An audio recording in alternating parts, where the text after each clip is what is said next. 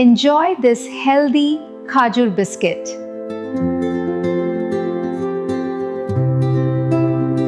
કૃષ્ણ, સ્વાગત છે તમારું રાધાસ કિચનમાં. આજે આપણે બનાવવાના છે ખજૂર બિસ્કિટ. ખજૂર બિસ્કિટ બનાવવા માટે અહીંયા એક પેનમાં 3 ચમચી જેટલું ઘી ગરમ થવા મૂકી દીધું છે. હવે એની અંદર 300 ગ્રામ જેટલો ખજૂર મેં તળિયા કાઢીને લઈ લીધો છે. એને આપણે ગરમ કરવાનું છે. ગેસની ફ્લેમ લો જ રાખવાની.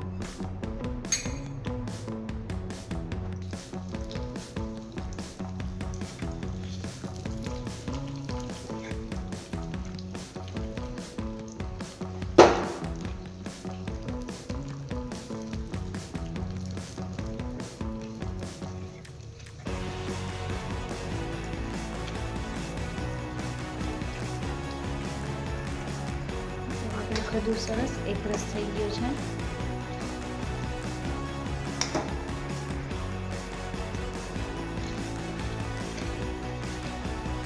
ગેસની ફ્લેમ બંધ કરી દેવાની.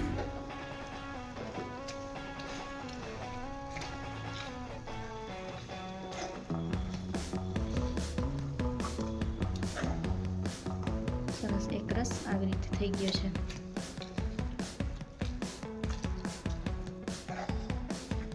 મિનિટ હલાવો જેથી નીચે બેસી ન જાય.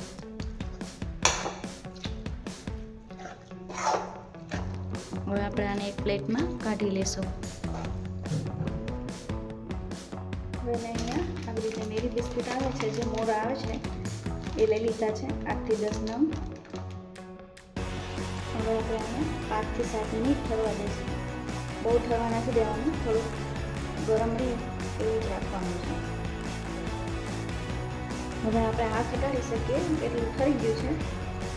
આવી રીતે મેરી બિસ્કિટ લઈ લેવાનું અને એની અંદર આવી રીતે ચમચીની મદદથી લગાડી દેવાનું. બહુ ગરમ ન હોય તો હાથેથી લગાવવાનું, નકર આવી રીતે ચમચીનો ઉપયોગ કરી શકો છો.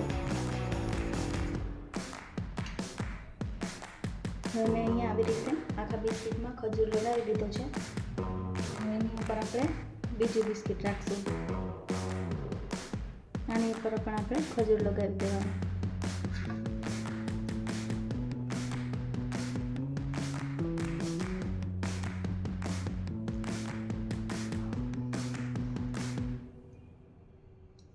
બંને સાઈડ લગાડી દેવાનું, આ બાજુ અને આ બાજુ.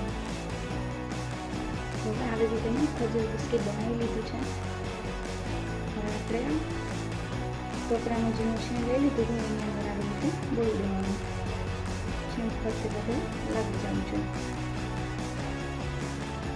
તો આવી રીતે આપણે બાકી રહેલા બિસ્કિટમાંથી પણ બનાવી લઈશું.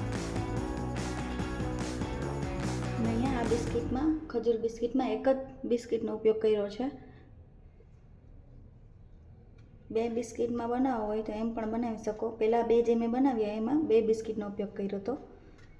આમાં એક પાતળું બનાવ્યું છે. આ તમે બાળકોને લંચ બોક્સમાં પણ આપી શકો, ઇવનિંગ સ્નેકમાં પણ આપી શકો, હેલ્થી સ્નેક્સ. તો મેં અહીંયા આવી રીતે બધા ખજૂર બિસ્કિટ બનાવી લીધા છે. હવે એને આપણે કટ કરીશું.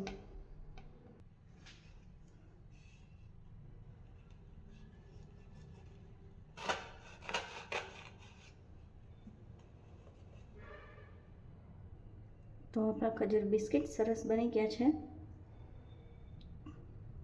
અને 4 પીસ કરવો હોય તો 4 પીસ પણ કરી શકો, 2 પીસ કરવો હોય તો 2 પણ કરી શકો. તો તૈયાર છે આપણા ખજૂર બિસ્કિટ. જો તમને મારી રેસીપી પસંદ આવી હોય તો મારી ચેનલને સબસ્ક્રાઈબ કરી દેજો, મારા વિડીયોને લાઈક કરી દેજો અને કમેન્ટ કરવાનું ભૂલતા નહીં. Thank you.